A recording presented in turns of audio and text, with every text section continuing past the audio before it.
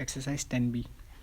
और इसमें हमने ये देखा कि दो पैरेलल लाइन है और इसके बीच में कुछ ट्रांसवर्सल लाइन जा रही हैं। तो जब भी ऐसा होगा हम क्या करेंगे, हम अपनी तरफ से कुछ पैरेलल लाइन बनाएंगे, जैसे कि मैंने अपनी पिछली सिंपल एग्जांपल में भी बताया। तो ये देखें, एक ये पैरेलल लाइन बन गई और एक ये बन गई। और मैंने आपको ये बताया कि हमेशा हम एक टाइम पे किसी भी दो पैरेलल लाइन को देखेंगे। तो अभी फ़िलहाल मैं इन दोनों पैरेलल लाइन को देखता हूँ, कि ये वाली और एक ये वाली। और इसको बेटर अंडरस्टैंडिंग के लिए मैं इन दोनों लाइंस को वापस यहाँ पे रीड्रॉ कर लेता हूँ। ये देखिए, मैंने रीड्रॉ कर लिया और ये जो लाइन थी यहाँ पे, ये इसको मैं वापस बना लेता हूँ। तो अगर मैं ये मिटा दूँ तो ये जो लाइन थी ये मैंने वापस ड्रॉ किया, ठीक है। अब मैं देखता हूँ कि यहाँ पे ये जो एंगल था इसका क्या नाम था। तो मैंने देखा भाई इस एंगल का नाम तो यहाँ 228 था, तो मैंने यहाँ 228 लिख दिया। फिर मैंने देखा यार इस एंगल का क्या नाम था। तो इस एंगल का नाम मुझे दिख रहा है CACD। चलो मैं इसको शॉर्ट फॉर्म में भी C कह रहा हूँ, लेकिन C के तो दो टुकड़े हो गए, एक है C1 और एक है C2।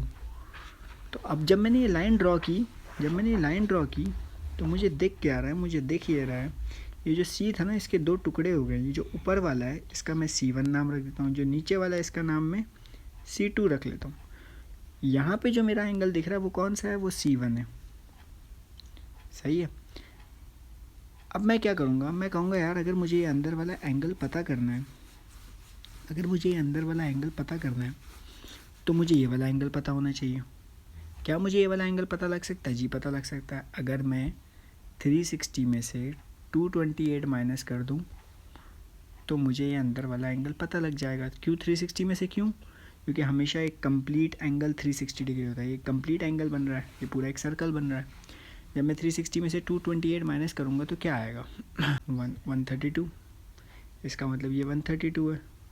तो C1 कैसे आएगा? हमें पता है ये दोनों आपस में इंटीरियर एंगल्स हैं। तो मैं कहूँगा C1 is equal to 180 minus 132, क्योंकि इंटीरियर एंगल्स का सम 180 होता है, 48। ये C1 आ गया। अब जो नीचे वाला एंगल है ये वाला C2, इसके लिए मैं इन दोनों पैरेलल लाइंस को देखूंगा, इसको और इसको। तो मैं ज़रा इसको वापस रीड्रॉ कर लेता हूँ। यहाँ ये लाइन और ये एक लाइन जा रही है, इसका नाम था C2। इसका भी कुछ नाम होगा, देख लेते हैं इसका क्या नाम है। अब मुझे दिख रहा है ये वाला जो एंगल है ये तो मुझे पता ही नहीं है, और जब मुझे पता नहीं है तो फिर तो मैं C2 निकाल ही नहीं सकता। तो अब हम एक काम करते हैं, हम इन दोनों लाइंस को देखते हैं, ये वाली लाइन को और ये वाली लाइन को। इसको मैं यहाँ रीड्रॉ कर लेता हूँ। अगर मैं इसको यहाँ रीड्रॉ करूँ तो देखें ये मैंने इस तरह से एक और लाइन बना दी। अब जो ये 32 डिग्री यहाँ पे था वो मैंने यहाँ शो कर दिया 32, और ये जो एंगल था ये वाला एंगल D, इसको मैं D1 कह दूँगा, इसको मैं D2 कह दूँगा। तो अब जो मुझे यहाँ दिख रहा है वो कौन सा एंगल है? मुझे जो यहाँ दिख रहा है वो D1 है। D1 और 32 का क्या रिलेशन है? ऑल्टरनेट। तो मैं कहूँगा D1 इज इक्वल टू 32। क्यों? ऑल्टरनेट एंगल्स, ठीक है जी। और अगर मुझे इसी फिगर में मुझे D2 चाहिए, ज़रा इसको सफाई कर लेते हैं ज़रा सी। अगर इसी फिगर में मुझे D2 चाहिए, D2 कैसा होगा? देखें मैंने यहाँ से एक लाइन ड्रॉ की थी, इसका नाम था D1, इसका नाम था D2। अगर मुझे D2 चाहिए तो मुझे दिख रहा है ये पूरा 360 है, इस 360 में से ये 293 है, ये D1 मैं नीचे निकाल चुका हूँ। तो D2 कैसे निकलेगा? 360 में से माइनस करके। तो मैं कहूँगा D2 is equal to 360 minus, ये एंगल क्या था 293, माइनस दूसरा एंगल क्या है माइनस 32 D1। जब मैं ये सारे माइनस कर दूँगा तो मेरे पास D2 भी आ जाएगा, ठीक है जी। 360 माइनस 293, D2 आ गया हमारे पास 35। अब मेरी जो आखिरी दो पैरेलल लाइन बची हैं वो हैं ये वाली और ये वाली। मुझे इन दोनों पैरेलल लाइंस को देखना है, जो मैं यहाँ पे भी बना ली थी, ये देखें। तो ये वाला एंगल मेरा था C2, और ये वाला जो मेरा एंगल है ये वाला, ये था D2। D2 और C2 का आपस में क्या रिलेशन था? D2 और C2 का आपस में रिलेशन था ऑल्टरनेट एंगल्स। ये दोनों ऑल्टरनेट एंगल्स हैं। तो मैं कहूँगा D2 is equal to C2, इसका मतलब हुआ D2 इज इक्वल टू 32, ठीक है जी। और अगर D2 32 और D2 नहीं बल्कि C2, क्योंकि हम तो C2 निकाल रहे हैं ना, तो C2 32 आ गया। अब देखिए हमने सबसे पहले C1 निकाल लिया था, C2 अभी हमने यहाँ नीचे निकाल लिया, तो C1 प्लस C2, क्या हमारे पास C आ जाएगा? क्या हमारे पास C आ जाएगा? जी आ जाएगा। लेकिन क्या मुझे C निकालना है? नहीं, मुझे तो B निकालना है। ये B कैसे आएगा? B ऐसे आएगा कि मुझे पता है ये पूरा का पूरा 360 डिग्री है, और इस 360 डिग्री में यहाँ C1 था, यहाँ C2 था।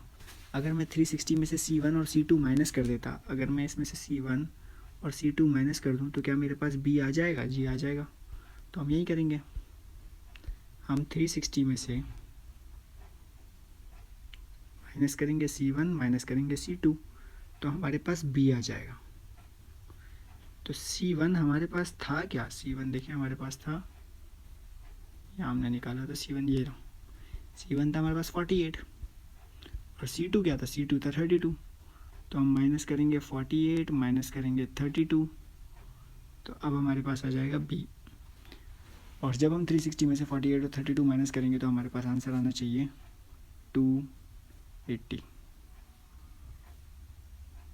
वी लेते हैं। अब तक हमने इस क्वेश्चन में किया क्या? इस क्वेश्चन में हमें निकालना था ये B, और इस B को निकालने के लिए हमें पता होना चाहिए था, हमें पता है ये पूरा का पूरा है 360, और अगर इस 360 में से मैं ये वाला पार्ट, ये जो C है, अगर इसको मैं माइनस कर देता तो मेरे पास B आ जाता। लेकिन मैंने जब यहाँ एक पैरेलल लाइन ड्रॉ की थी, तो मैंने एक पैरेलल लाइन ड्रॉ की थी ऐसे, तो इस C के भी दो टुकड़े हो गए थे, एक हो गया था C1 और एक हो गया था C2। इसी तरह मैंने नीचे भी एक पैरेलल लाइन ड्रॉ की थी, इसका नाम हो गया था D1 और इसका नाम हो गया था D2। हाँ, इस तरह मैंने ड्रॉ की थी।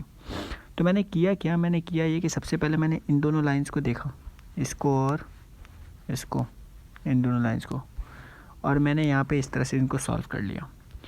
फिर मैंने क्या किया था? फिर मैंने कहा था कि यार मैं इसको और इसको देख लेता हूँ, लेकिन मैंने देखा था कि यार ये दोनों तो सॉल्व ही नहीं हो पा रहे। फिर मैंने कहा चलो एक काम करते हैं, इन दोनों लाइंस को देखते हैं, और मैंने यहाँ पे इन दोनों लाइंस को सॉल्व करवाया था। ये देखें D1 और 32 इसको, और फिर सॉल्व करके हम लेकर आ गए थे इसको। फिर हमने ये वाली लाइन सॉल्व की, और आखिर में हमने ये वाला B निकाल लिया।